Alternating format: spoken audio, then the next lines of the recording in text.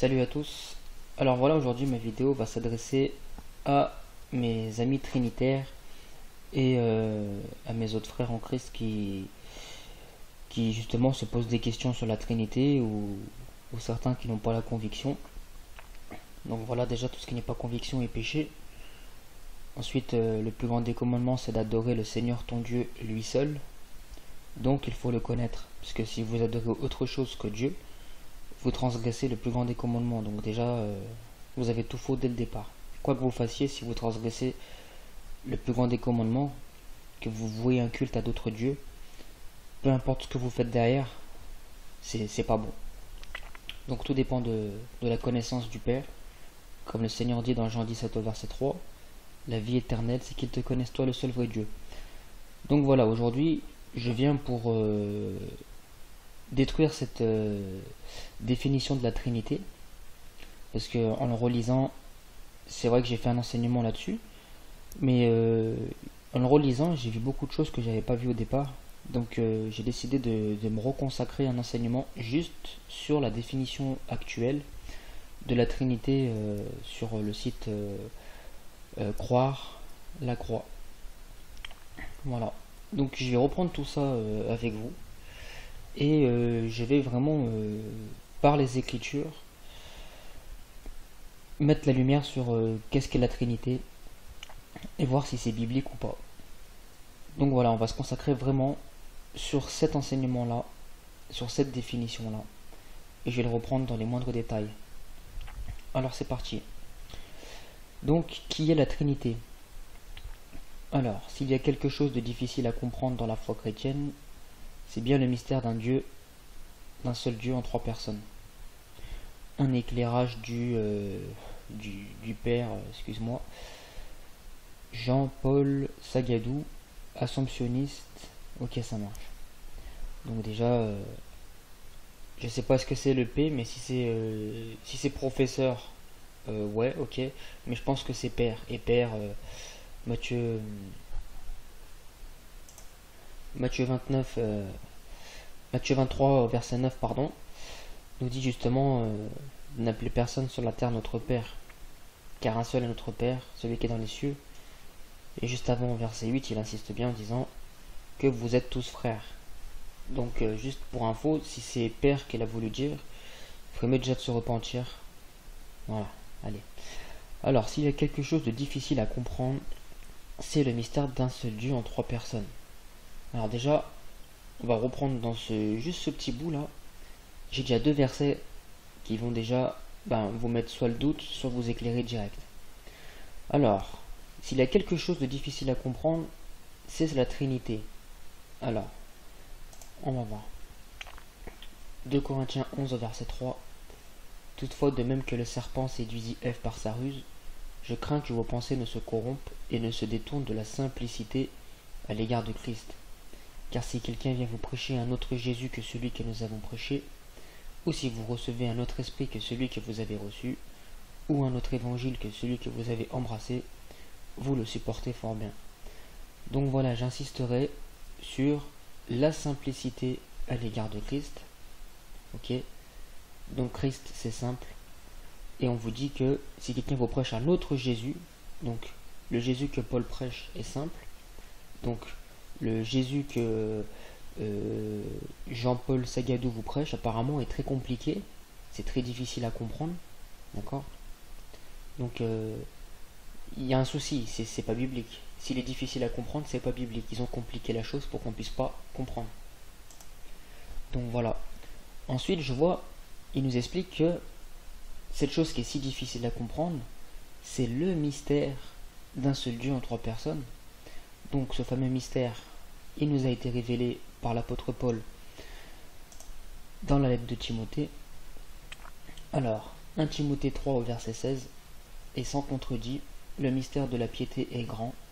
Dieu, qui a été manifesté en chair, justifié par l'Esprit, vu des anges, prêché aux gentils, cru dans le monde, élevé dans la gloire. Donc Paul nous explique que ce fameux mystère, ce mystère qu'on trouve là, le mystère d'un seul Dieu en trois personnes, le mystère d'un seul Dieu, je suis d'accord, en trois personnes, je suis pas d'accord. Là, Paul, il nous dit pas le mystère de la piété, c'est qu'il y a eu un seul Dieu en trois personnes, il dit pas ça. Il dit que le seul Dieu, le Dieu d'Israël, Yahweh, l'Éternel des armées, a été manifesté en chair. C'est lui-même qui s'est manifesté en chair, justifié par l'Esprit. Parce que cet homme qui s'est fait chair, c'est l'Esprit qui l'anime, qui fait qu'il est Dieu. Parce que Dieu est Esprit dans Jean 4. Donc, vu que Dieu est Esprit et que Dieu était dans le Fils, puisque le Seigneur dit dans Jean 14, ne croyez-vous pas que le Père est en moi et que je suis dans le Père, ça veut dire que l'Esprit du Père est en lui. Dans Jean 10, 30, il dit, moi et le Père nous sommes un. Le 1, c'est pas une union, le 1 c'est le chiffre 1. En grec, c'est Eis. Eis veut dire un seul. C'est Ehad en hébreu, c'est Wahed en arabe. Un seul, uno, one, un seul. C'est-à-dire que les deux, un seul. C'est comme l'homme et la femme feront un seul. Voilà. Donc il n'y a pas deux personnes ou trois personnes. Il n'y a qu'un seul et unique Dieu. Par contre, il nous explique qui s'est manifesté en chair. Donc voilà ce qu'est le Fils. Une manifestation charnelle de l'Esprit. De Dieu qui est Esprit. Voilà. Maintenant, si on prend juste cette forme charnelle sans l'Esprit qui est en lui, si on prend juste cette forme-là, il est évident que c'est un homme et que c'est un prophète.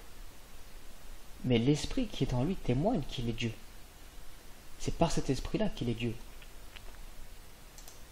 Je vais vous prendre un verset que j'ai pas noté parce que le problème c'est que plus je vais prendre de temps pour préparer mes enseignements et plus il y aura des versets qui viendront. Donc des fois ça vient spontanément et lorsque le Seigneur me met un verset à cœur, je ne vais pas cracher dessus, au contraire, je vais le partager tout de suite avec vous. Là je pense tout de suite à Romains 1, dès le premier verset.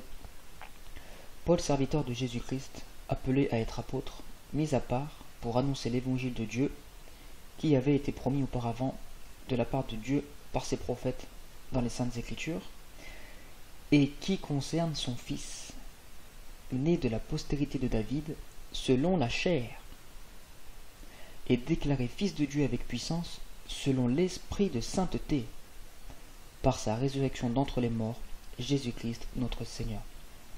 Voilà, et là il vous explique les deux natures de Jésus, c'est-à-dire qu'il est postérité de David charnellement, mais il a été déclaré Fils de Dieu avec puissance selon l'Esprit. Donc là, la parole nous dit que Dieu a été manifesté en chair, justifié par l'Esprit.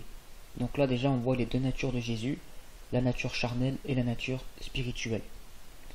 Je repense à Romains 9,5 qui dit que Christ selon la chair, c'est lui qui est Dieu béni éternellement. Et je repense aussi justement à ce verset-là qui dit qu'il a été manifesté en chair, justifié par l'Esprit. On voit vraiment ces deux natures. Donc voilà, tout simplement, c'est que Dieu a pris une forme humaine, comme d'autres formes. Comme on a pu voir, il a déjà pris cette forme humaine dans Genèse 18, qu'on va voir par la suite. Donc s'il l'a fait avant, pourquoi il ne le referait pas après? C'est pas quelque chose qui est impossible à Dieu. Et voilà, il peut prendre la forme d'un ange, comme l'ange de l'Éternel. Il peut prendre la forme du feu, il peut prendre la forme qu'il a envie, il se manifeste de la façon qu'il veut, tout simplement. Voilà. Donc, moi quand je vois ça, je voudrais vous répondre avec ces versets-là. Alors, ensuite, croire en un Dieu unique et aussi relation en lui-même au point d'être trois. Donc ça, voilà, c'est vous qui le dites, on va pas se casser la tête. C'est tout de même un étrange mystère. Là, tu marques un point. Et ce d'autant plus que le mot n'apparaît pas dans le vocabulaire biblique. Donc voilà. Alors le mot n'apparaît pas dans le vocabulaire biblique. Ok. Alors le mot n'apparaît pas dans le vocabulaire biblique. Je vais aller tout de suite, ici. 1 Corinthiens 4, verset 6. C'est à cause de vous, frères, que j'ai fait de ces choses une application à ma personne et à celle d'Apollos, afin que vous appreniez en nos personnes à ne pas aller au-delà de ce qui est écrit, et que nul de vous ne conçoive de l'orgueil en faveur de l'un contre l'autre. il vous demande de ne pas aller au-delà de ce qui est écrit. N'allez pas au-delà. Si c'est pas dans la parole, n'y allez pas. Tout simplement. Voilà, pas se casser la tête. Ce qui est biblique, on prend. Ce qui est pas biblique, on prend pas. Voilà. Donc, ce d'autant plus que le mot n'apparaît pas dans le vocabulaire biblique et on le rejette. C'est ce que Paul nous dit. On raconte que saint Augustin, auteur d'un magnifique traité sur la Trinité, vit un jour un ange qui essaie de mettre toute l'eau de la mer dans un seul petit coquillage.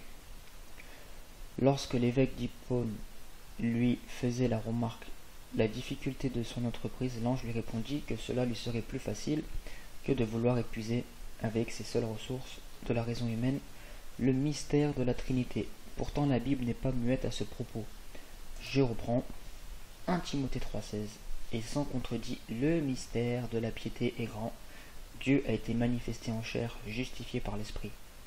Voilà, la parole a été faite chair, la parole était avec Dieu, la parole était Dieu. Tout simplement. Vous allez me dire, la parole était avec Dieu, ça prouve qu'il était à côté de lui. Non. Deutéronome 32 au verset 39 vous dit qu'il n'y a point de Dieu près de lui. Voilà, donc si Jésus est Dieu, il n'y a point de Dieu près de lui. Voilà. Donc la parole était avec Dieu, tout simplement parce que il y avait la présence de Dieu, mais il y avait aussi sa voix, son son, puisque tout a été créé par sa parole. Donc du fait que tout a été créé par sa parole, il y avait Dieu physiquement et il y avait sa parole qui sortait de sa bouche. C'est pour ça que Jésus a dit, vous connaîtrez que je suis sorti de mon Père. Voilà, donc cette parole qui est créatrice, par quoi le monde a été fait, par laquelle les cieux ont été créés, toute leur armée, et bien cette parole, qui est Yahweh lui-même, s'est faite chair. Voilà. On va reprendre la suite. Alors, au tout début du livre de la Genèse, Abraham reçoit la visite du Seigneur sous la forme de 3 mystérieux personnages. Le texte de la Bible alterne singulier et pluriel au point que l'hospitalité d'Abraham devient, pour les chrétiens, le symbole par excellence de la préfiguration de la Trinité. Les évangiles, eux aussi, connaissent ces 3 termes, le Père, le Fils, l'Esprit, pour désigner Dieu. Les textes les plus clairs à cet égard sont ceux de l'annonciation du baptême de Jésus à la fin de l'évangile de Matthieu et de l'envoi en mission. Ok, ça marche, allez, on y va direct, on se casse pas la tête. Il nous prend Genèse 18, alors on reprend Genèse 18. Au verset 1, l'Éternel lui apparut parmi les chênes de Mamré, comme il était assis à l'entrée de sa tente, pendant la chaleur du jour. Il leva les yeux et regarda, et voici 3 hommes étaient debout près de lui. Donc là, pour eux, là il y avait le Père, le Fils et le Saint-Esprit. Quand il les vit, il courut au-devant d'eux depuis l'entrée de sa tente et se prosterna en terre. Et il dit, Seigneur, si j'ai trouvé grâce à tes yeux, ne passe point, je te prie, loin de ton serviteur. Donc là, en fait, on voit que il y a 3 personnages qui sont devant lui, 3 hommes, d'accord. Donc on comprend que Dieu s'est fait homme, voilà. Donc c'est chose qu'il a répété après lors de la venue du Messie. Et il dit Seigneur, d'accord. Donc pour les 3 hommes, il dit Seigneur, parce qu'en fait, dans les 3 hommes, on va voir par la suite, il n'y en a qu'un seul qui est Dieu. Les 2 autres sont des anges. Et là, le mot Seigneur en hébreu, c'est Adonai. C'est-à-dire, c'est un titre de Dieu.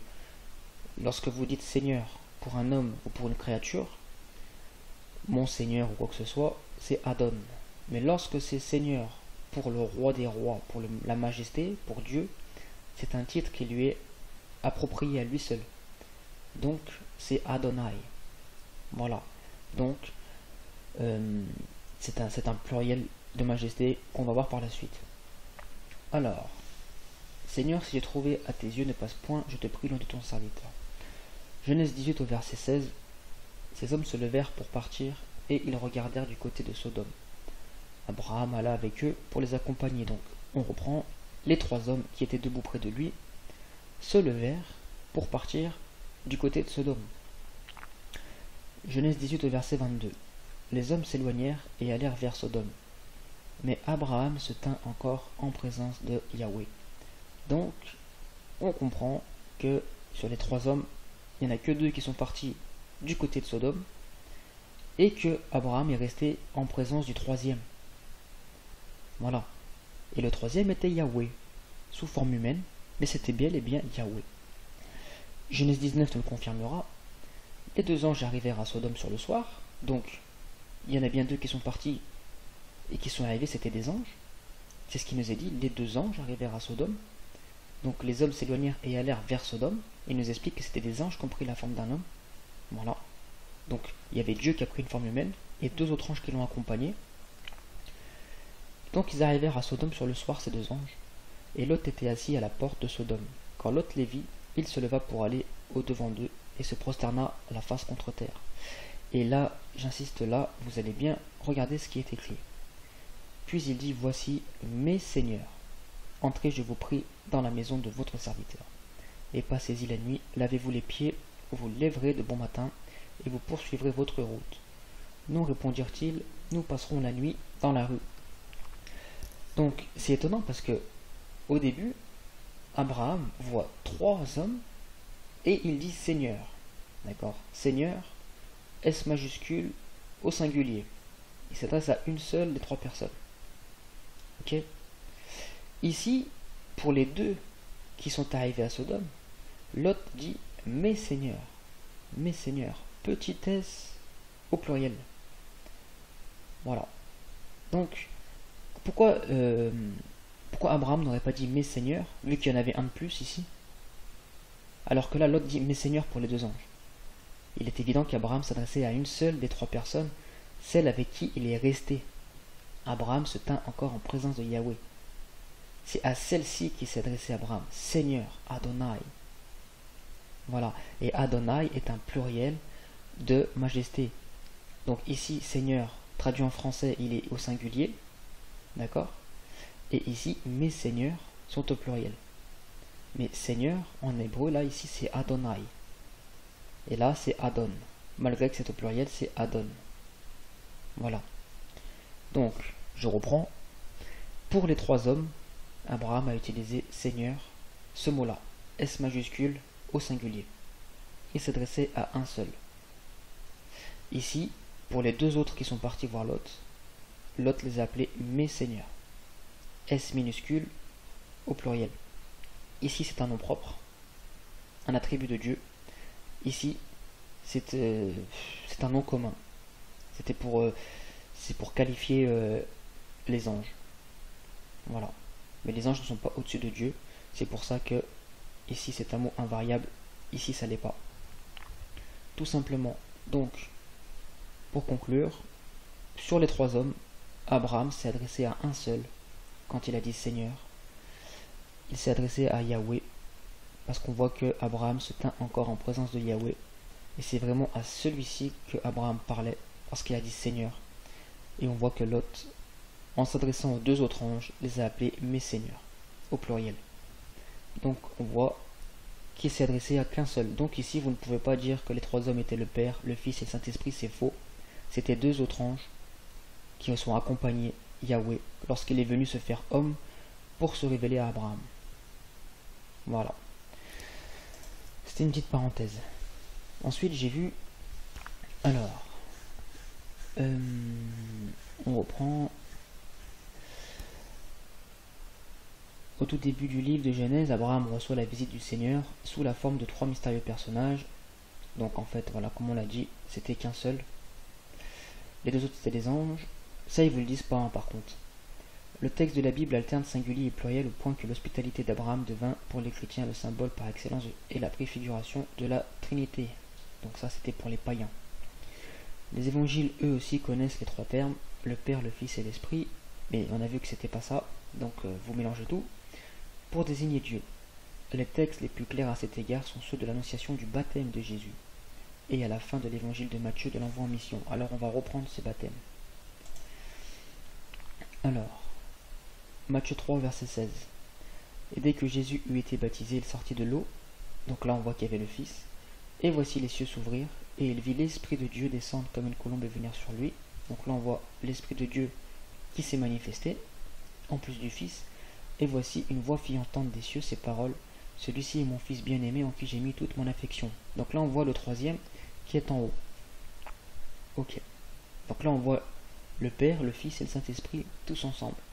Donc là les gens me disent, mais tu vois bien trois personnes, comment tu peux expliquer ça? Comment tu peux l'expliquer? Deutéronome 4 verset 39. Sache donc en ce jour, et retiens dans ton cœur, que Yahweh est Dieu en haut dans le ciel et en bas sur la terre, et qu'il n'y en a point d'autre. Ce verset-là témoigne que Dieu est omniprésent, omnipotent, omniscient, que Dieu est à la fois chez moi, chez toi, dans les assemblées, qu'il est partout à la fois. La parole nous dit que les cieux des cieux ne peuvent le contenir. Il est partout à la fois. Il peut très bien être en haut et à la fois en bas, et à la fois descendre sous une forme, corporelle. C'est ce que la parole nous dit. Il n'est pas dit qu'il est descendu sous la forme d'une colombe, mais qu'il est descendu comme une colombe. C'est différent. Par contre, il est descendu sous une forme corporelle. Voilà. De manière à être vu sous la forme d'un homme, comme un homme qui volait, mais qui se laissait planer jusqu'à descendre sur Jésus. Voilà. Donc, ce verset-là témoigne de l'omnipotence de Dieu, son omniprésence. Il est partout à la fois. Donc ne limitez pas Dieu, surtout pas en 3 personnes, parce que là vous le divisez, alors que Dieu ne s'est pas divisé, au contraire. Il a pris plusieurs manifestations différentes, et pour vous montrer sa puissance, il est capable de montrer ces 3 manifestations en même temps. Voilà. Mais jamais de la vie, il y a 3 personnes. En plus, quand vous savez que le mot personne dans le dictionnaire désigne un être limité, Dieu n'est absolument pas limité, car ce qui est impossible à l'homme n'est pas impossible à Dieu. Donc quand vous êtes limité, Dieu ne l'est pas. Donc vous êtes une personne, mais Dieu est un être. Si vous voulez utiliser un mot pour le caractériser convenablement, sans blasphémer, un être. Voilà. Donc pour ce verset-là, écoutez, ça ne témoigne pas du tout qu'à 3 personnes. Ou alors il y a une mauvaise compréhension sur la parole.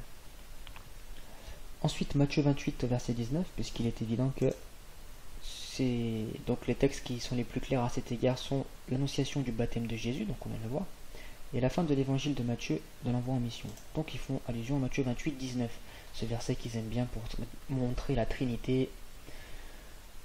Alors, Matthieu 28, 19. Allez, faites de toutes les nations des disciples, les baptisant au nom du Père, du Fils et du Saint-Esprit, et enseignez-leur à observer tout ce que je vous ai prescrit. Et voici, je suis avec vous tous les jours jusqu'à la fin du monde. Voilà, donc on voit qu'il faut les baptiser au nom du Père, du Fils et du Saint-Esprit. Donc là, ils sont en train de vous dire, vu qu'il y a 3 personnes, et que c'est un pluriel de personnes, dans ce cas-là, ils ont fait une faute d'orthographe ici, puisque le nom est au singulier. Ben oui, s'il y a 3 personnes, si pour vous le nom de Dieu c'est Père et Fils et Saint-Esprit, alors il faut mettre au nom au pluriel. Le problème c'est que le nom est au singulier. Ça veut dire qu'il y a un seul nom qui regroupe Père, Fils et Saint-Esprit. Et c'est en ce nom-là qu'on doit être baptisé. Alors, quel est ce nom Quel est ce nom? L'apôtre nous l'a révélé dans Acte 38. Dans Matthieu 28, le Seigneur allait remonter, mais il est évident qu'il fallait qu'il remonte pour nous envoyer ce qui était promis, le Saint-Esprit. Et le Saint-Esprit révélerait ce que Jésus a caché, ce que Jésus a dit de manière à ce qu'on ne le comprenne pas tel quel, mais que ce ne soit pas dit littéralement, que ce ne soit pas compris littéralement, mais il y a une révélation derrière.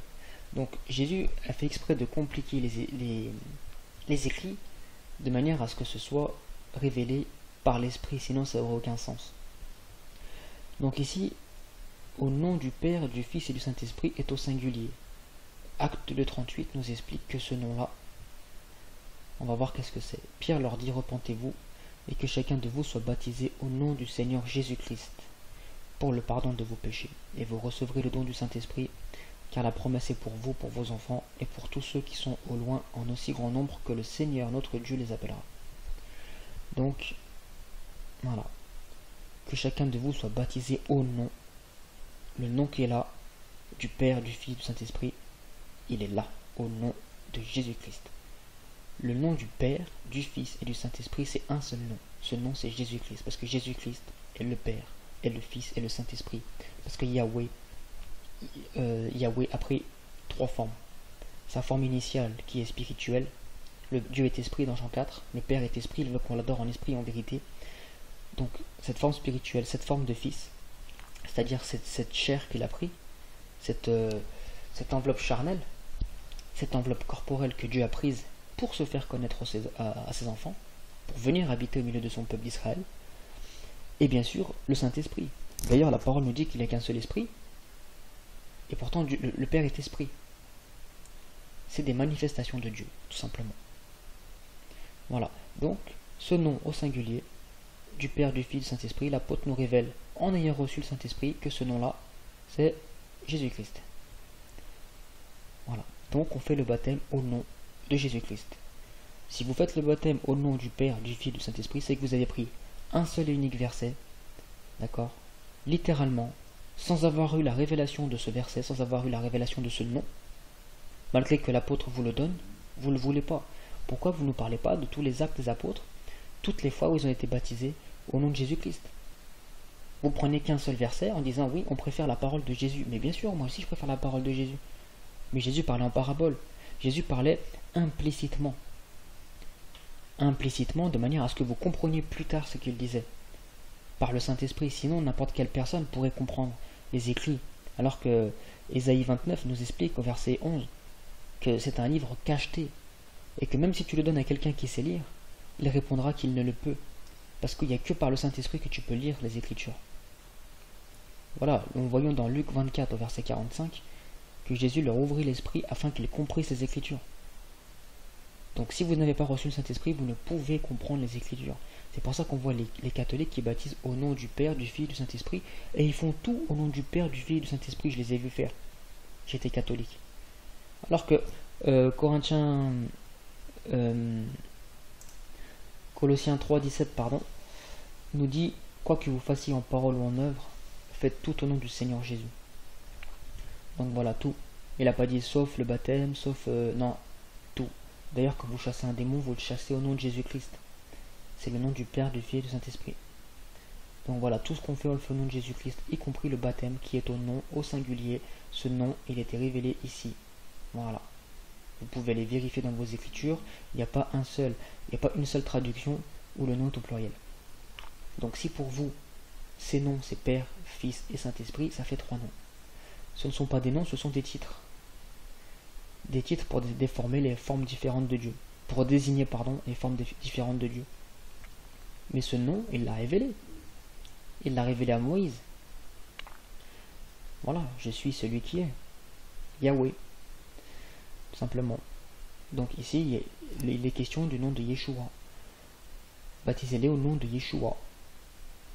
Mais Jésus-Christ, c'est du latin. C'est arrivé il y a seulement 500 ans. C'est vachement récent, Jésus-Christ. Avant, en grec, c'était Jesus. Mais Jesus, c'était justement une traduction de Yeshua. Voilà. Mais Jésus était juif, venu pour sauver le peuple juif. Il est né en roi des Juifs. Il est mort en roi des Juifs. Il avait un nom hébreu. Donc, Yeshua était le nom véritable du Seigneur. Je ferai un enseignement sur son nom aussi. Voilà.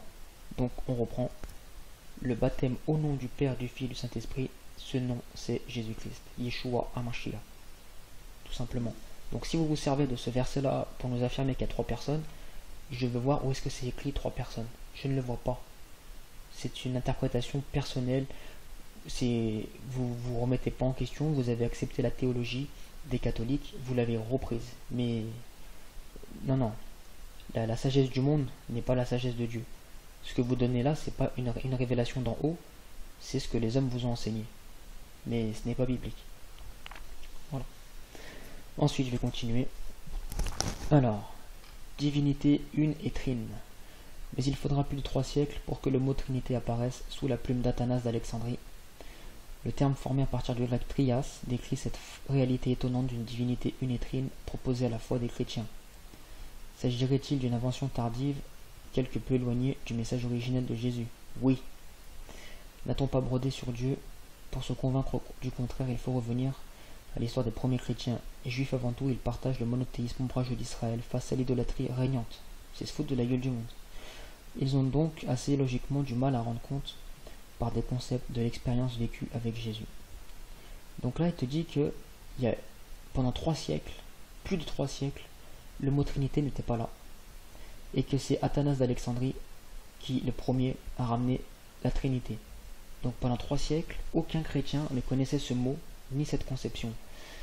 Ensuite, le terme formé à partir du grec trias, c'est marrant parce que ça fait penser aux triades égyptiennes, par rapport à l'enseignement que j'ai fait justement sur le fait que Jésus et Dieu sont Trinité, décrit cette réalité étonnante d'une divinité une et trine. Donc non, cette divinité est une, et elle est 3 fois sainte, c'est vrai, mais elle n'est pas trine, il n'y a pas 3 personnes.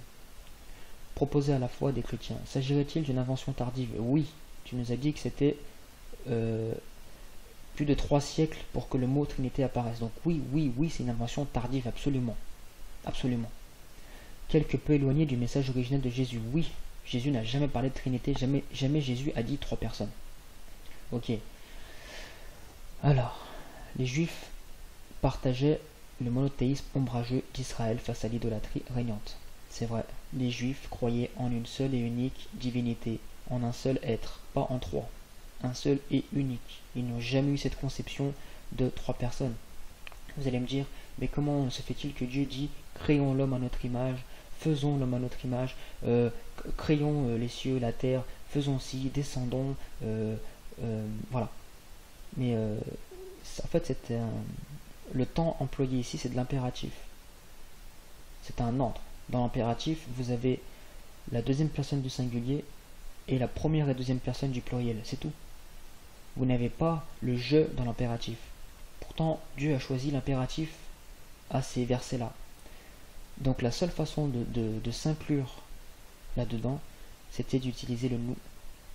Parce que dans l'impératif, vous n'avez que 3 personnes. Vous n'avez pas... D'ailleurs, c'est le comble. Hein. C'est le comble pour l'enseignement qu'on fait. Mais vous n'avez que 3 personnes auxquelles on peut employer l'impératif. Le tu, le nous et le vous. Voilà. D'ailleurs, on voit que Dieu créa à chaque fois. Dieu fait. Donc, on voit que lorsque c'est à l'indicatif, là on dit Dieu créa au singulier. Mais lorsque Dieu utilise l'impératif, il utilise le pluriel. Parce que le je n'existe pas en impératif. Il n'existe pas. Il n'y a que le tu. S'il veut inclure le je, il est obligé de prendre le nous. Tout simplement. Voilà. Et sachez que les Juifs aussi avaient connaissance de ces versets. Ils n'ont jamais cru en un Dieu en 3 personnes. Ils n'ont jamais été dire oui le nous, non. Dieu avait déjà créé sa cour, et il s'adresse à sa cour lorsqu'il dit créons l'homme à notre image, faisons l'homme à notre image. Voilà. À chaque fois qu'il a utilisé le nous, il s'incluait dans sa cour. Tout simplement. Maintenant, les témoins de Jéhovah aussi ont ces versets. Ils ne disent pas qu'il y a 3 personnes pour Dieu. Voilà. On va même aller plus loin que ça. Les musulmans aussi croient en une seule divinité. Eux-mêmes se moquent des pseudo-chrétiens qui disent que Allah serait l'un de 3. D'accord? Je vous donnerai la référence plus tard. Mais il y a un verset dans le Coran qui dit justement que ils sont mécréants ceux qui disent que Allah est l'un de 3. Donc lui-même se moque de la Trinité, alors que, si vous regardez bien, je ne l'ai pas pris ici. Donc voilà, même dans le Coran, il dit, alors, Surat Al-Maïda, verset 46, et nous avons envoyé après eux Jésus, fils de Marie, pour confirmer ce qu'il y avait dans la Torah avant lui. Et nous lui avons donné l'évangile où il y a guide et lumière pour confirmer ce qu'il y avait dans la Torah avant lui, et un guide et une exhortation pour les pieux. Alors je sais, l'islam n'est pas le sujet d'aujourd'hui, mais sachez que même dans l'islam, Dieu, quand il parle de lui, il dit nous, il s'inclut justement dans toute sa création. Donc, il dit nous, alors qu'on va voir un autre verset que j'ai sous les yeux. Surat El-Maïda, verset 73. Ce sont certes des mécréants ceux qui disent en vérité Allah est le troisième de 3, alors qu'il n'y a de divinité qu'une divinité unique. Et s'ils ne cessent de le dire, certes un châtiment douloureux touchera les mécréants d'entre eux. Donc il vous dit, nous avons fait descendre, nous avons envoyé Jésus, fils de Marie, Nous lui avons donné l'évangile et pourtant il se moque de ceux qui disent que Allah est l'un des trois. Donc, vous voyez que les juifs connaissaient ce nous. Ils n'ont jamais dit qu'il y avait trois personnes. Vous voyez que les témoins de Jéhovah connaissent ce nous. Parce que dans les écrits des témoins de Jéhovah, Dieu aussi dit faisons l'homme à notre image, descendons. D'accord? Ils ne disent pas non plus qu'il y a trois personnes. Les musulmans aussi utilisent le nous. Ils ne disent pas qu'il y a trois personnes. Au contraire, ils se moquent de ceux qui disent qu'il y a trois personnes. Donc on voit qu'il n'y a que les trinitaires qui ont cette doctrine. Et cette doctrine n'apparaît pas dans la Bible. Ce mot n'apparaît pas dans la Bible. Et 1 Corinthiens 4 vous dit de ne pas aller au-delà de ce qui est écrit. On pourrait même aller plus loin.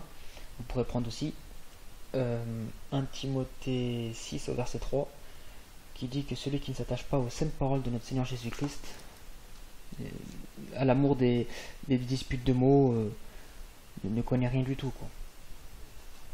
Voilà, si quelqu'un enseigne de fausses doctrines et ne s'attache pas aux saintes paroles de notre Seigneur Jésus-Christ et à la doctrine qui est selon la piété, il est enflé d'orgueil, il ne sait rien. Voilà, il ne sait rien. Donc Jésus n'a pas utilisé le mot Trinité, Jésus n'a pas utilisé le mot trois personnes. Donc, si vous dites ces choses-là, vous ne savez rien, c'est ce que la parole nous dit. Voilà. Deutéronome 32, verset 39. Vous allez me dire que la parole était avec Dieu et que la parole était Dieu.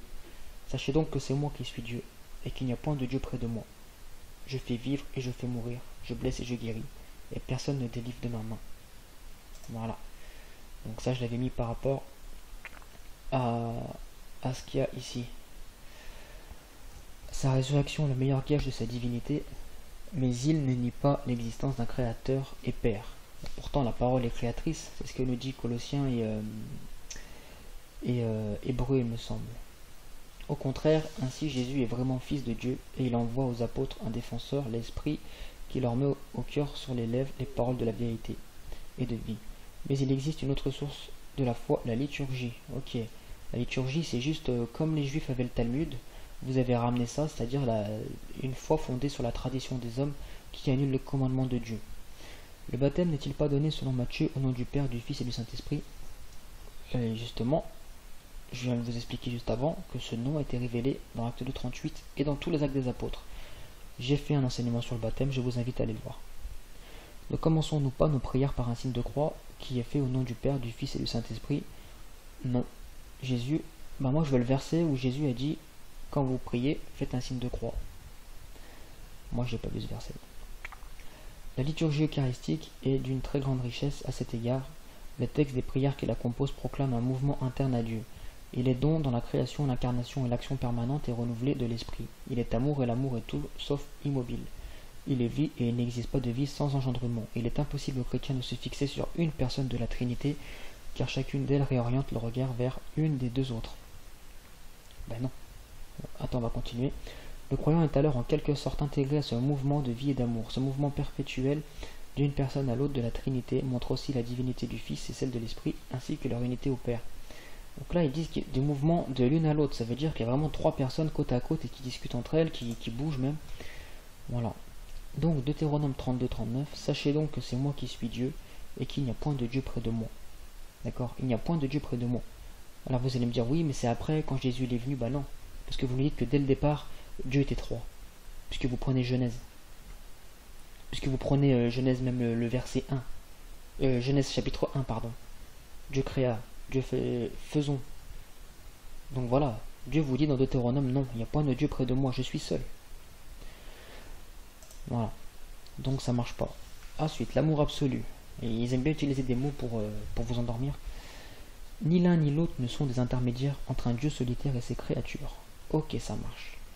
Donc, ni l'un ni l'autre ne sont des intermédiaires entre un Dieu solitaire et ses créatures. Ça veut dire que ce ne sont pas des intermédiaires entre un Dieu solitaire et ses créatures. C'est contraire à 1 Timothée 2,5.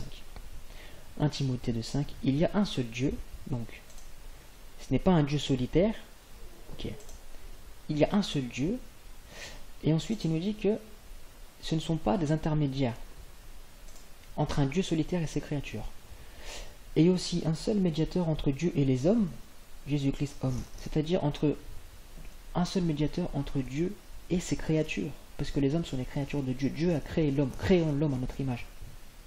Donc, c'est un seul Dieu C'est un Dieu solitaire et ce sont des intermédiaires entre ce Dieu solitaire et ses créatures. Donc ils viennent contredire la parole pleinement. Ni l'un ni l'autre ne sont des intermédiaires entre un Dieu solitaire et ses créatures. Jésus dit dans Jean 14, 6, « Nul ne vient au Père que par moi ». Donc il est l'intermédiaire entre le Dieu solitaire, puisque le Père est le Dieu solitaire, le seul Dieu, et ses créatures. Nul ne vient au Père que par moi. Il est l'intermédiaire. Je ne sais pas si vous réalisez, ce ne sont des intermédiaires entre un Dieu solitaire et ses créatures. Relisez 1 Timothée 2,5 et Jean 14,6 que j'ai pas mis, et vous allez voir que c'est véritablement un Dieu solitaire et que ce sont des intermédiaires entre ce Dieu solitaire et ses créatures, puisque les hommes sont ses créatures. Un seul médiateur. Donc c'est un intermédiaire. Il y a un seul Dieu. Ok? On va voir Jean 17. Après avoir ainsi parlé, Jésus leva les yeux au ciel et dit, Père, l'heure est venue, glorifie ton Fils afin que ton Fils te glorifie, selon que tu lui as donné pouvoir sur toute chair, afin qu'il accorde la vie éternelle à tous ceux que tu lui as donnés. Or la vie éternelle, c'est qu'ils te connaissent, toi, le seul vrai Dieu, et celui que tu as envoyé, Jésus-Christ. Je t'ai glorifié sur la terre, j'ai achevé l'œuvre que tu m'as donné à faire, et maintenant, Père, glorifie-moi auprès de toi, même de la gloire que j'avais auprès de toi avant que le monde fût. Donc là, il nous explique que le Père est le seul vrai Dieu. Le seul vrai Dieu, c'est un Dieu solitaire, le seul vrai Dieu. Et 1 Jean 5,20 nous révèle justement que ce seul vrai Dieu, c'est le Fils de Dieu. C'est lui qui est le Dieu véritable et la vie éternelle. 1 Jean 5, verset 20, je vous laisserai contrôler. Donc, en fait, là encore une fois, Jean 17, il y avait une révélation dans ce verset. La révélation était donnée dans 1 Jean 5 au verset 20. Voilà. Vous verrez que, justement, il y a dans 1 Jean 5, 20 la connaissance du véritable, le vrai Dieu, c'est le véritable Dieu, c'est le même mot en grec, d'accord, et la vie éternelle aussi. Voilà, vous avez ces trois mots qui sont repris et vous explique que c'est le Fils de Dieu. Voilà, donc c'est bien lui, celui qui a été envoyé, Jésus-Christ, c'est lui qui est le Dieu véritable. Donc en fait Jésus parle de lui à toutes les personnes, il parle de lui à la deuxième personne, et même à la troisième personne, parce que là c'est Jésus qui parle en disant celui que tu as envoyé, Jésus-Christ. Donc là la personne qui a été employée, c'est le il. Il parle de quelqu'un d'autre, il ne s'inclut pas et il ne se tutoie pas, il parle de lui comme s'il était quelqu'un d'autre. Donc on voit que Dieu se parle à toutes les personnes, notamment dans Zacharie, lorsque Dieu dit justement je viendrai au milieu de toi et tu sauras que l'Éternel des armées m'a envoyé vers toi. Voilà. Et je referai aussi un enseignement sur ces passages-là. Voilà, tout simplement. Donc, ensuite, pour contempler l'unité de la Trinité, la voie la plus accessible de considérer l'amour dans sa forme absolue, gratuité, que nous appelons charité ou agapé. Ok, vous utilisez des mots grecs, mais pourquoi vous ne prenez pas le mot grec eis, qui veut dire un seul? Cet amour désintéressé tend vers l'unité comme tout amour dans une distance respectueuse de chacun.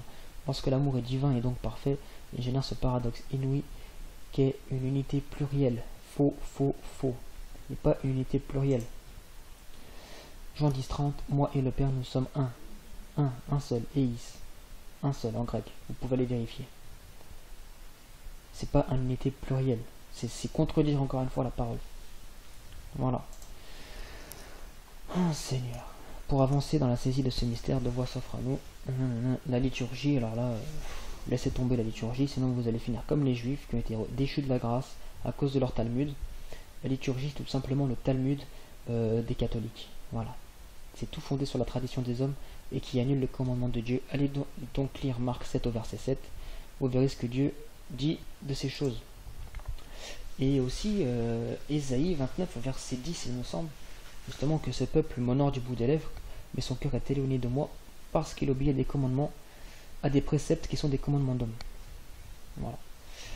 Donc les 10 commandements de l'Église catholique, vous saurez que c'est des préceptes qui sont des commandements d'hommes. Et je vais terminer avec 1 Corinthiens 8 au verset 5.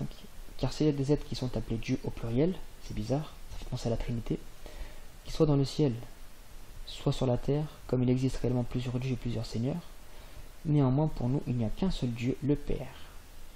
Donc il n'y a que le Père qui est Dieu. Si Jésus est Dieu, il est le Père.